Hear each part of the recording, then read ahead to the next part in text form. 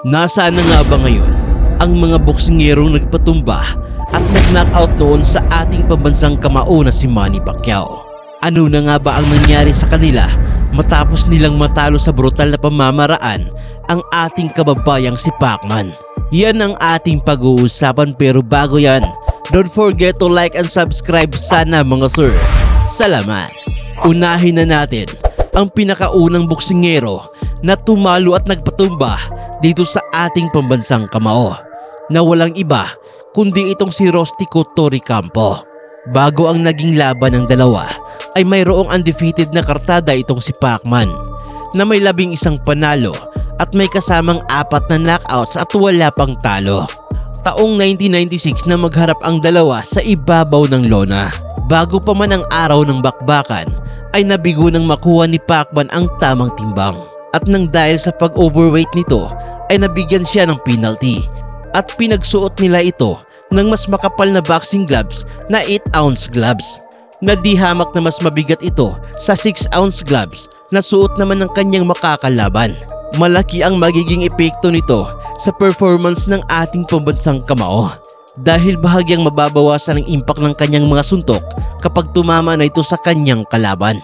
Sa pagsisimula ng bakbakan ay kontrolado pa ni Manny Pacquiao ang tempo ng laban.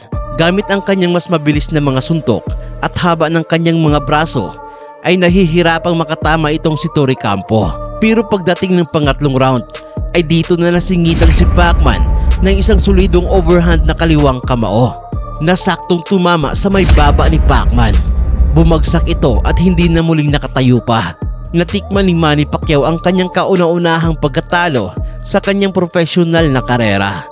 1 taon lamang ang makalipas matapos ang kanyang impresibong panalo sa ating pambansang kamao ay bigla itong nagpasya ng magretiro sa edad lamang nito na 24 anyos. At ang sinasabing dahilan umano ng kanyang maagang pagriretiro ay dahil nagtamo umano ito ng isang injury sa kanyang kaliwang kamao, kung saan ay nagkaroon daw ng fracture ang kanyang buto na hindi niya kaagad napatignan sa manggagamot. Kaya naman, matapos ang karera nitong si Rostico Torrecampo bilang isang boksingero ay nagtayo na lamang ito ng sarili niyang negosyong mamihan doon sa Tondo, Manila. Naging mas tanyag na nga rin ito sa bansag sa kanya ng Manny Pacquiao dahil sa tinitinda nitong masarap na mami.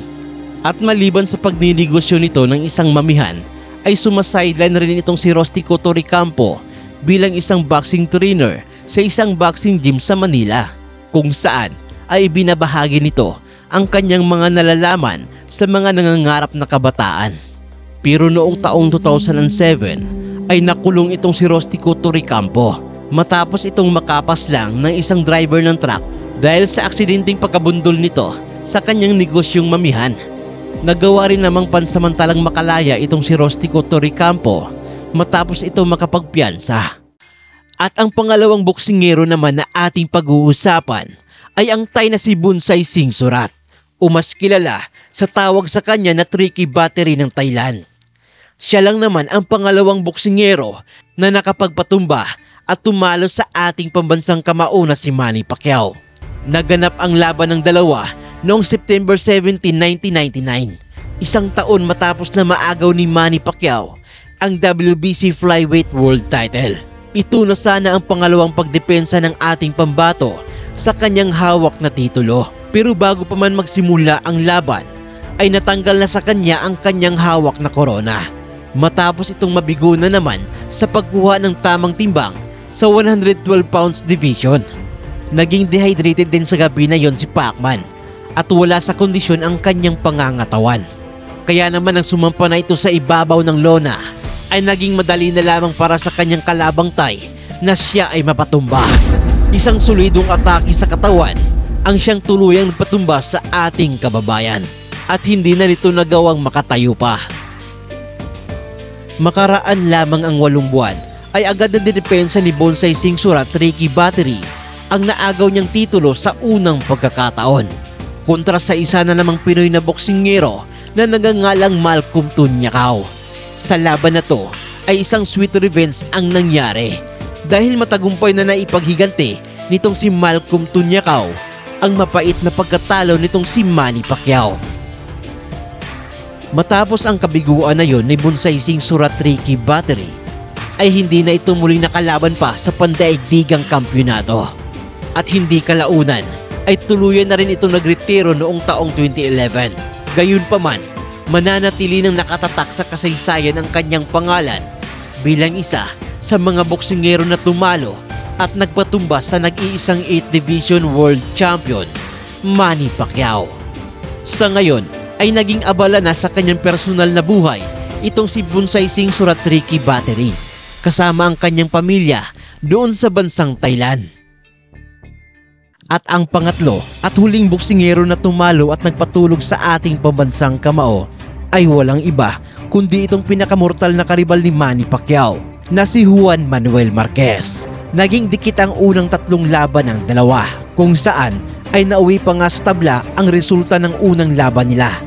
Split decision naman ang naging resulta ng pangalawa nilang laban kung saan ay mas pumabor ang mga hurado sa ating pambansang kamao. At sa pangatlo nilang duelo ay humantong na naman sa isang kontrobersiya ang resulta ng laban nila kung saan ay muli na namang nanalo si Manny Pacquiao sa pamamagitan ng isang majority decision. Kaya naman muling nagreklamo at hindi sumang-ayon dito ang kampo ng Mexicano.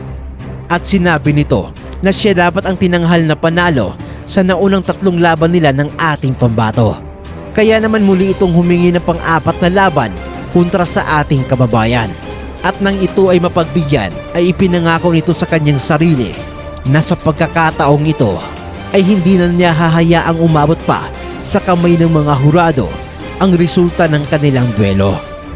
At ganun din naman ang gustong gawin nitong si Pacman, ang tuluyan ng patulugin ang kanyang mortal na kalaban. Kaya naman sa pagtunog ng kampana ay umatikabong bakbakan na ang nasaksiyan ng maraming mga boxing fans mula dito sa dalawang magiting na mandirigma. At sa unang pagkakataon ay nagawang mapatumba nitong si Juanma ang ating bida gamit ang kanyang maladinamitang lakas ng kamao na saktong tumama sa panga ng ating pambato. Agad rin namang nakabangon ang ating kampyon matapos ang naging knockdown na yon. At sa pagdating ng ikalimang round ay dito na nakabawi si Manny at nagawa niya ring mapatumba itong si Juan Manuel Marquez. At sa sobrang lakas ng suntok na yun ni Pacman ay lubhang nasaktan itong maalamat na Mexican kung saan ay nabasag na rin ang ilong nito, kaya inisip na noon ng mga tao na malapit ang sumuko itong maalamat na Mexicano. Pero ang hindi alam ng karamihan ay nag-aabang lang pala ng tamang pagkakataon itong Mexican champion. Kaya naman sa huling segundo ng ika-6 na round ay dito na tinaymingan ni Marquez ang pasulubong na atake ni Manny. Isang rumaragasang overhand na kanan ang kanyang ibinato na saktong tumama sa ulo ng ating pambansang kamao. Muling bumagsak si Pacquiao at agad itong nawala ng malay. At sa bandang huli ay tuluyan na ngang nakabawi itong si Juan Manuel Marquez mula sa mga pagkatalo nito sa ating pambansang kamao. Isang sweet revenge para sa Mexicano. Muli pang nagkaroon ng negosasyon ang magkabilang kampo upang gawin sana ang ikalimang laban nila. Pero mas pinili na lamang nitong si Juan Manuel Marquez na tanggihan ang alok na ito upang mapreserba ang kanyang matamis na pagkakapanalo.